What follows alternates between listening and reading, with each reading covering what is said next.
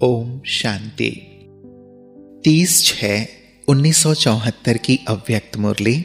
Heading है अव्यक्त स्थिति में स्थित होने से पुरुषार्थ की गति में तीव्रता। प्रकृति के और विकारों के आकर्षण से सदा परे रहने वाले, विश्व की सर्व आत्माओं की सेवा करने वाले और सदा विदेही परम पिता परमात्मा शिव बोले, आज सभी बच्चों को सूक्ष्म वतन का समाचार सुनाते हैं। आप सबकी रुचि होती है ना कि सूक्ष्म वतन की सैर करें, अर्थात एक बार वतन को जरूर देखें। पता है कि यह इच्छा व संकल्प क्यों होता है? क्योंकि बाप दादा सूक्ष्म वतनवासी बन पाठ बजाते हैं, इसलिए संकल्प आता है कि हम भी एक बार बाप दादा के साथ यह अनुभव करें। इसलिए बाप दादा ही अपना अनुभव सुना देते हैं। यह तो मालूम है ना कि सबसे मुख्य अनुभव करने व सुनने का दृश्य किस समय होता है? विशेष बच्चों के प्रति अमृत वेले का समय ही निश्चित है।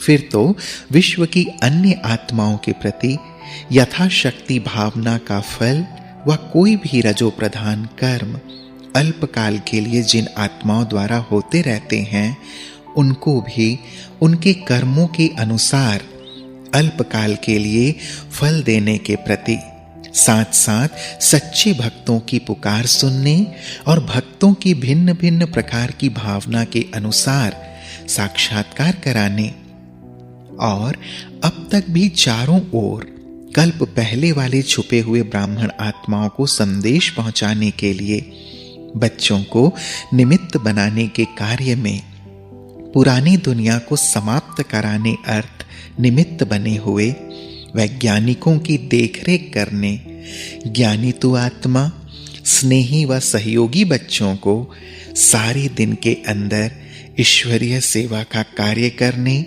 व मायाजी बनने में हिम्मते बच्चे मददे बाप के नियम के अनुसार उनको भी मदद देने के कर्तव्य में ड्रामानुसार निमित्त बने हैं। अब समझा कि बाप सारे दिन क्या करते हैं। साकार बाप भी अब अव्यक्त होने के कारण क्विक स्पीड में निराकार बाप के साथी व सहयोगी सदा काल के लिए बनने का पाठ बजा सकते हैं। ब्रह्मा बाबा अव्यक्त शरीरधारी शरीर के बंधन में न होने के कारण जैसे अब क्विक स्पीड में बाप समान साथी बने हैं, वैसे व्यक्त में साथी नहीं बन सकते थे। क्यों? कारण क्या है? जो व्यक्त और अव्यक्त रूप में अंतर पड़ जाता है कि व्यक्त शरीर में फिर भी व्यक्त शरीर के प्रति समय देना पड़ता है और कभी कभी कर्म भोग के प्रति भी अपने निमित्त सर्व शक्तियों को यूज करना पड़ता है। तो व्यक्त शरीर में स्वयं के प्रति, बच्चों के प्रति और विश्व के प्रति इन तीनों में ही समय देना पड़ता है।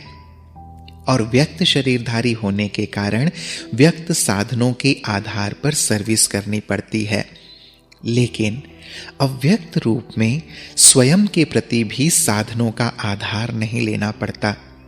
इस प्रकार एक तो संपूर्ण होने के नाते संपूर्णता की तीव्र गति है, दूसरा स्वयं पर समय व शक्तियां यूज न करने के कारण सेवा में भी तीव्र गति है, तीसरा विनाशी साधनों का आधार न होने के कारण संकल्प की गति भी तीव्र है। संकल्प द्वारा कहीं भी पहुंचने और विनाशी शरीर द्वारा कहां पहुंचने में समय और शक्ति का कितना अंतर पड़ जाता है। ऐसे ही व्यक्त और अव्यक्त की गति में भी अंतर है। साइंस वाले समय को और अपनी एनर्जी अर्थात मेहनत को, साधनों के विस्तार को सूक्ष्म और शॉर्ट कर रहे हैं।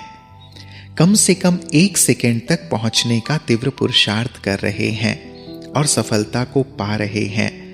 जैसे विनाश के अर्थ निमित्त बनी हुई आत्माओं की गति सूक्ष्म और तीव्र होती जा रही है, तो ऐसे ही स्थापना के अर्थ निमित्त बनी हुई आत्माओं की स्थिति और गति भी सूक्ष्म और तीव्र होनी चाहिए ना, तभी तो दोनों कार्य संपन्न होंगे। तो अब व्यक्त शरीर में और अव्यक्त शरीर में अंतर समझा। अव्यक्त होना ड्रामा अनुसार किस सेवा के निमित्त बना हुआ है, क्या इस रहस्य को समझा? ब्रह्मा का पाठ स्थापना के कार्य में अंत तक नुधा हुआ है। जब तक स्थापना का कार्य संपन्न नहीं हुआ है, तब तक निमित्त बनी हुई आत्मा का पाठ समाप्त नहीं होना है। वह तब तक दूसरा पाठ नहीं बजा सकते। जगत पिता के नए जगत की रचना संपन्न करने का पाठ ड्रामा में नुधा हुआ है। मनुष्य सृष्टि की सर्ववंशावली रचने का सिर्फ ब्रह्मा के लिए ही गायन है। ग्रेट ग्रेट ग्रैंडफादर इसीलिए गाया हुआ है। सिर्फ स्थिति, स्थान और स्पीड का परिवर्तन हुआ है, लेकिन पाठ ब्रह्मा का अभी तक वही है। कईयों के संकल्प पहुंचते हैं कि इतना समय बाबा क्या कर रहा है। बाप भी प्रश्न पूछते हैं कि क्या ब्रह्मा के साथ ब्राह्मणों का सर्व आत्माओं के कल्याण अर्थ निमित्त बनने का पाठ व नई सृष्टि की स्थापना का नुधा हुआ पाठ समाप्त हुआ है? जब पाठ समाप्त नहीं हुआ और सृष्टि का परिवर्तन ही नहीं हुआ, तो ब्रह्मा का पाठ समाप्त कैसे होगा? स्नेह के कारण ही संकल्प आता है कि वतन में इतना समय क्या करेंगे। वतन का पाठ इतना समय क्यों और कैसे, यह संकल्प कब आता है? यह भी एक गुप्त रहस्य है।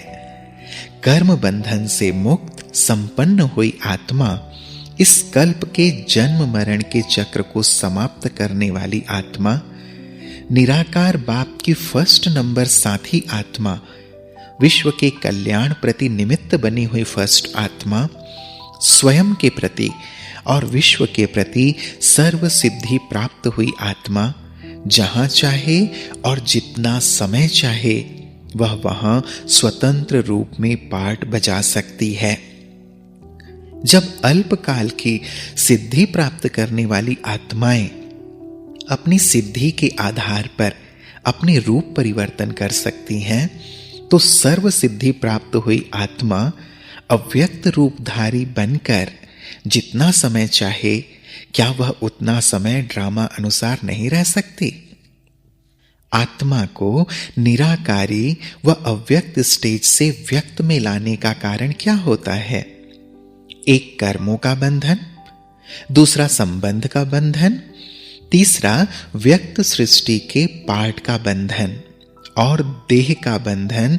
चोला तैयार होता है और आत्मा को पुराने से नए में आकर्षित करता है। तो इन सब के बंधनों को सोचो। स्थापना के पाठ का जो बंधन है, वह व्यक्त से अव्यक्त रूप में और ही तीव्र गति से हो रहा है। इस कल्प के अंदर अब अन्य देह के आकर्षण का बंधन नहीं, देहधारी बन कर्म बंधनों में आने का बंधन समाप्त कर लिया। जब सर्व बंधनों से मुक्त आत्मा बन गई, तो यह व्यक्त देह व व्यक्त देश आत्मा को खींच नहीं सकते। जैसे साइंस द्वारा भी स्पेस में चले जाते हैं और धरनी के आकर्षण से परे हो जाते हैं, तो धरनी उनको खींच नहीं सकती। ऐसे ही जब तक नए कल्प में नए जन्म और नई दुनिया में पाठ बजाने का समय नहीं आया है, तब तक यह आत्मा स्वतंत्र है और वह व्यक्त बंधनों से मुक्त है। समझा? इसलिए अब भिन्न भिन्न प्रकार के संकल्प नहीं करना। ब्राह्मण बच्चों के साथ जो बाप का वायदा है कि साथ चलेंगे, साथ मरेंगे और साथ जिएंगे, अर्थात पाठ समाप्त करेंगे, ब्रह्मा बाप ने बच्चों के साथ जो कॉन्ट्रैक्ट विश्व परिवर्तन का उठाया है, वह आधे में छोड़ सकते हैं क्या? स्थापना के कार्य में निमित्त बनी हुई नींव बीच में निकल सकती है क्या? जो कर्म मैं करूंगा मुझे देख सब करेंगे। यह स्लोगन कर्म अर्थ निमित्त बनी हुई आत्मा समाप्त नहीं करेगी। अभी सेवा का कर्म बाप को देखते हुए कर रहे हो ना। कर्म करके दिखाने के निमित्त बनी हुई आत्मा अंत तक साथी और सहयोगी अवश्य बनती है। अच्छा, यह हुआ संकल्प का रिस्पॉन्स। अमृत वेले का समाचार फिर दूसरी बार सुनावेंगे, क्योंकि वह विशेष तौर से बाप और बच्चों का ही समाचार है और उसका तो विस्तार होगा।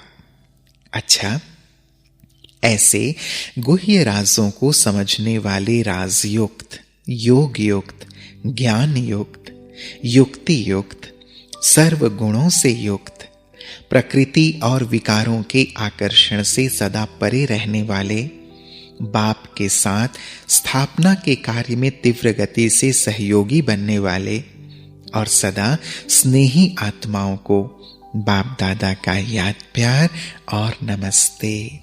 हम बच्चों का भी प्राणेश्वर बाप दादा को याद प्यार और नमस्ते नमस्ते नमस्ते।